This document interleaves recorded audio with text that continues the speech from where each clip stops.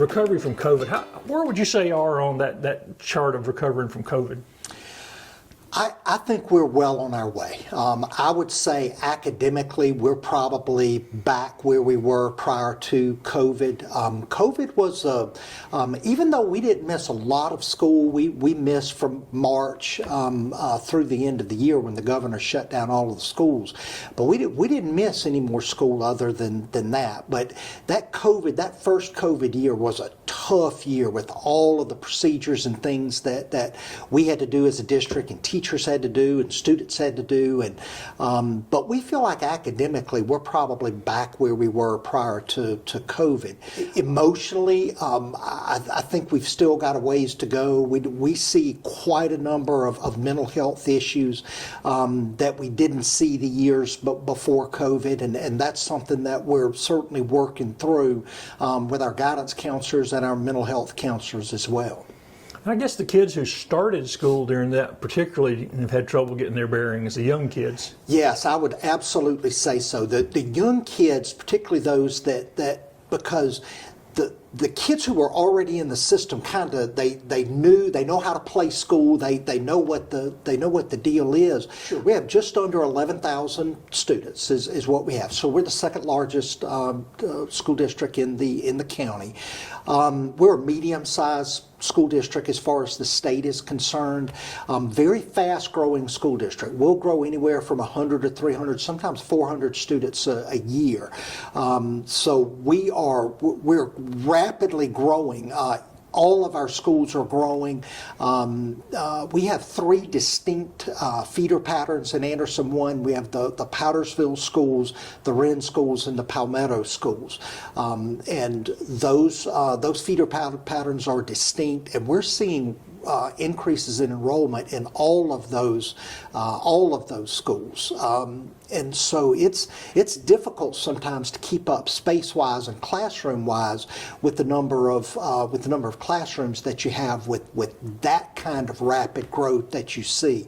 Our building program is never-ending. We are quickly starting now on our 2022 building program, which will see a new elementary school in the Powdersville area, as well as some additions and renovations at other schools as well. If you're growing that fast over the next 10 years, you're going to have a pretty substantial challenge to meet that, correct?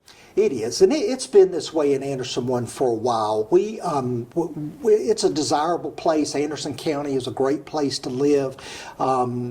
Folks seek out Anderson County school districts, and certainly Anderson 1 is one of those that parents seek out. We have lots and lots of phone calls for folks who want to ask how do they get their students in Anderson 1, or how do they keep their students in Anderson 1, because they may be moving out of the district. And it's been a long-term challenge for us. Recently, the building has increased significantly and has put a pretty significant strain on the district. As far as our infrastructure is concerned, to be able to provide enough classroom space for the number of students. Teachers have always been an issue. Retaining and recruiting the best and the brightest teachers, because if you don't have great teachers, you're not going to have a great school district. And so our personnel department does a great job of recruiting those teachers, but it's hard work. It is, you really have to go out and work hard in order to win over new teachers or teachers that are currently maybe in another district or potentially moving into the area. But our personnel folks have done a great job of not only attracting really good teachers. I just left this morning. We had 52 induction teachers, which are first-year teachers. So we met with them this morning, and we've got about 50 other teachers that we've hired as well. But retaining quality teachers is just as important, if not more important, to make sure that you provide the culture and the environment that teachers feel like that they thrive in and feel like that they are a part of a family here at Anderson 1. So we feel like we hit both of those avenues pretty well. We have 14 schools in Anderson 1. So we have 8 elementary schools, 3 middle schools, and 3 high schools. We also have an adult education center, as well as we share a career and technology center with Anderson School District 2. And I just talked to Holly Harrell at the Career Center. Tell me how important that is to the district. Oh, it's incredibly important to be able to provide a center that provides the kinds of academic work that they do at the Career Center. For somebody who's new to the area or just doesn't know about the Anderson 1 and 2 Career and Technology Center, they're missing out, because it is an absolute jewel in the upstate for students to be able to go for all kinds of career activities. Those students are placed really easily. Those that are going straight into the workforce are, they're making really good money. And then, of course, those that are going on to a 4-year school and then on to their chosen career are doing exceptionally well as well. So they do a phenomenal job at the Career Center. Our kids love it. We have 4 high schools that attend there, the 3 high schools in Anderson 1, and then the 1 high school in Anderson 2 that attends the Career Center. Kids love it. They love going out there, and it's just such a hands-on experience for them. Fantastic. Overall, we are very, very pleased with the direction that the district is heading academically. We've always been a high-performing academic district, and sometimes it's hard to kind of break that academic ceiling to be able to go further. And we've done some things the past few years which we feel like have really helped us to move beyond where we were. And the professional learning community is really the mechanism that we feel like is propelling us. And it's not only helping our students who've struggled academically, but it's also moving those students who've always done really well. It's actually elevated their game as well. So the professional learning community, the PLC model, is something that we started 4 or 5 years ago, really working in this model. And really the PLC model is just a model where teachers collaboratively work together. They take collective responsibility for the students either in their grade level or in their subject area. So say, for instance, the 3rd grade team at Palmetto Elementary School, they take collective responsibility for all of the kids in their grade. And those 3 or 4 teachers work very, very closely together. The PLC model is based on 4 questions. And the first question is, what do we want students to know and be able to do? So that the teachers have to come together, and we have standards from the state that we use, but you can't teach all of those standards to the same level. And so the teachers work together, and they work with other teachers as well in order to determine which of those standards are essential. It's absolutely have to get this before you move to 4th grade. That becomes the basis of what these collaborative teams work towards. The second question is, well, how do we know if the kids have learned those essential standards or not? And normally that comes in the form of common formative assessments, that the teachers create assessments that all of the students take at pretty much the same time. The third question is, well, what are we going to do if they don't master it, if they haven't mastered the material? And so the teachers work together, and they look at the data to say, you know what, my kids did really well on those standards, your kids not as much. Can you show me what you did? Can you help me? What material did you use? What were the teaching techniques you used? And then schools work in order to help those students who didn't master those essential standards to master the standards. And then the final question is, well, what are we going to do with kids who already knew the material? And that's where I think we're really propelling some of our best and brightest students. Those kids are getting significantly more challenging assignments, and I think that's really helping them academically to be able to propel themselves, and so that's kind of in a nutshell what the PLC process is. We were named this past year as the first school district in South Carolina to be named a model PLC district. We're very proud of that. Our instructional team has worked incredibly hard to work with our principals and work with our administration and our schools and our teachers on this PLC process. And then we have individual schools that have been named model PLC schools. This rigorous process that's involved in applying to be a model PLC school. So we have a number of our schools, Powdersville Elementary, Spearman Elementary, Cedar Grove Elementary, Palmetto Middle School, Palmetto High School, and I'm sure I'm forgetting one. But all of those schools have been named model PLC schools, and we suspect in the coming in the coming months, we'll probably have others that'll be named model PLC schools as well.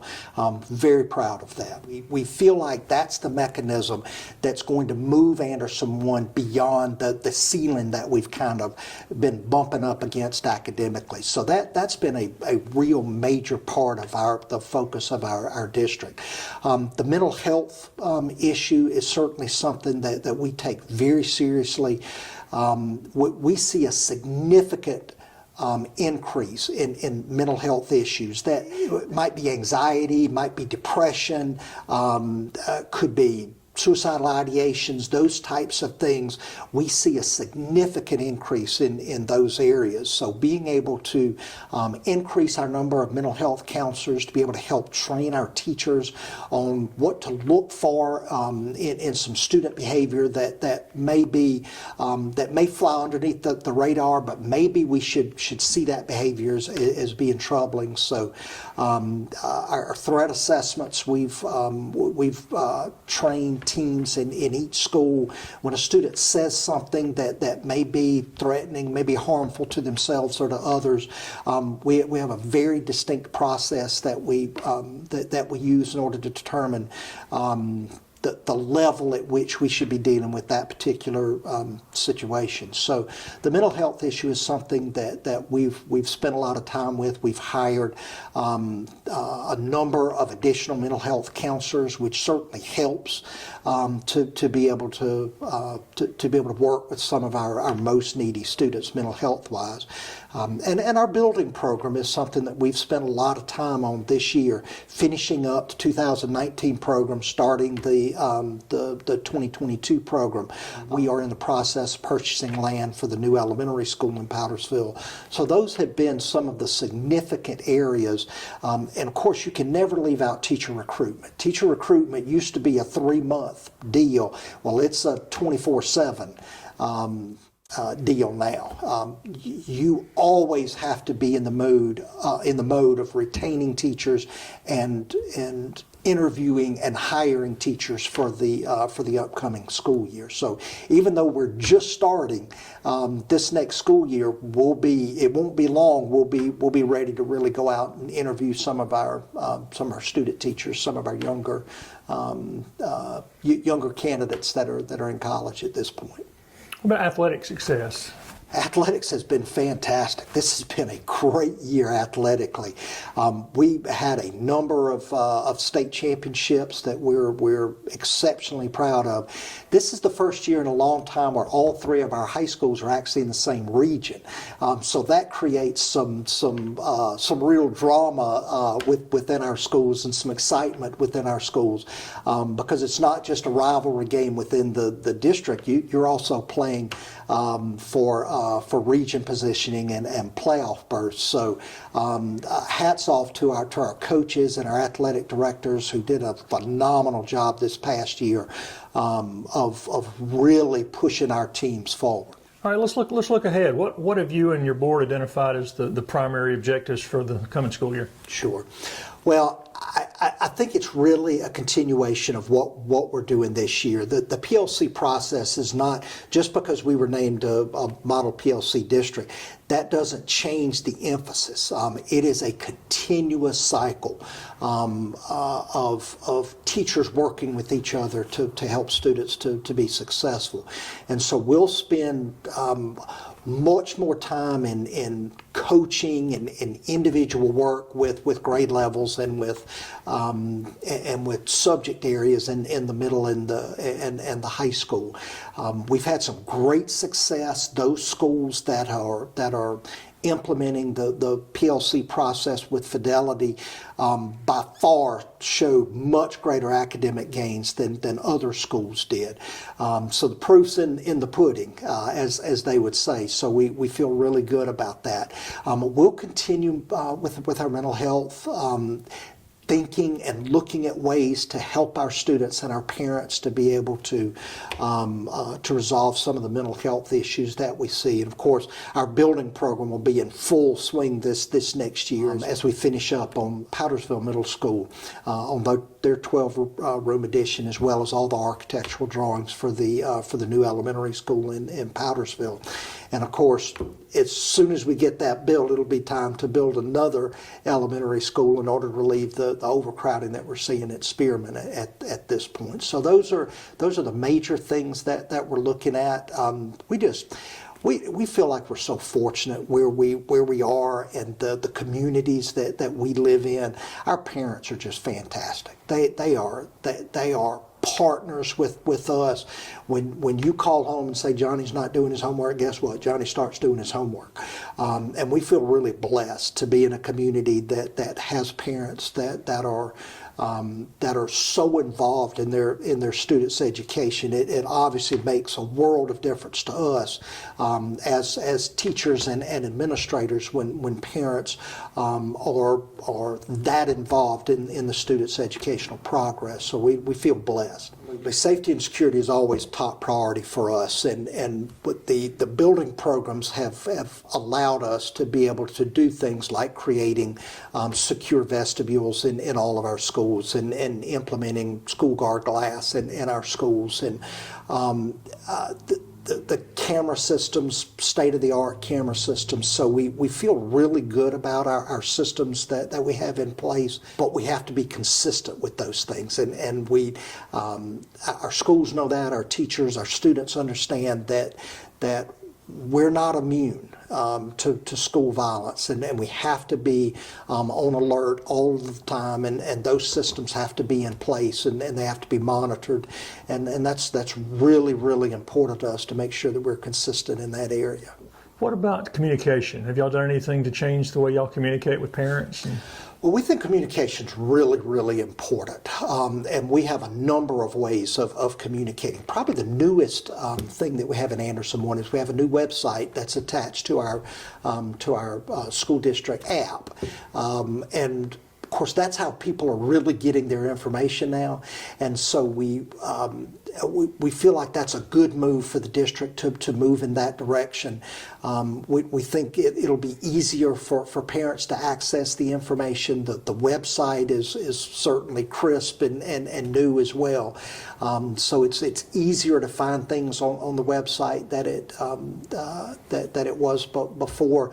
But we're really excited about the app that comes with the website, because we feel like that's going to be a great opportunity for parents to quickly get information that maybe they would have had to go to social media or go to Facebook or something to maybe gather some of that information. So we feel really good about that. And of course, the schools do a great job of communicating with parents, and we use a number of avenues. The Seesaw is used in our elementary schools, as well as a number of applications in the high schools, depending on whether it's the high school or whether it's a particular sports teams use applications in order to talk to their parents and communicate things that need to be communicated. And of course, we're still sending letters. We're still using email and obviously making phone calls as well when those are necessary, for sure. We love it here. We think the culture here is pretty special. The environment is special here in Anderson One. We got a great reputation, but part of that reputation flows from the community that we live in. We're only as good as the students and the parents and the community that our district is in. And I could not ask for a better group in order to work with here in Anderson One. They're focused on education. They are fiscally conservative, and they expect for students to learn academically. They expect for students to be taken care of when they come to school, and of course that's exactly what we expect as well.